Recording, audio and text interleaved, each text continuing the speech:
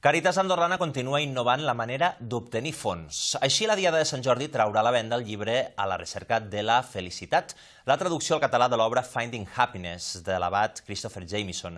Se n'han editat 2.000 exemplars en català a cost zero per a l'ONG. El preu de venda és de 15 euros i els beneficis íntegres es destinaran als programes d'ajuda. Aquest Sant Jordi la solidaritat també tindrà cabuda en la venda de llibres. Càritas Andorrana serà present a Andorra la Vella, Escaldes, Engordany i Sant Julià de Lòria, on distribuirà els exemplars de A la recerca de la felicitat. No es podrà trobar en llibreries per evitar intermediaris i fer possible que tota la recaptació es dediqui a l'ONG.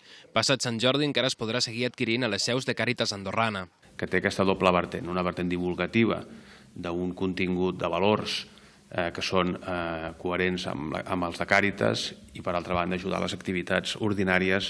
La història és apta per a tots els públics, creients i no creients. No és un manual d'autoajuda ni tampoc un llibre d'automotivació.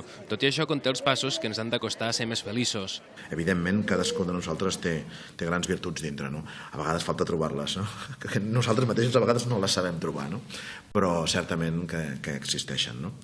A la recerca de la felicitat, passos monàstics per a una vida plena ha estat possible gràcies a 2+1 editors. Si la iniciativa té una bona resposta entre el públic, no es descarta que es pugui repetir en el futur, però que no seria una publicació regular.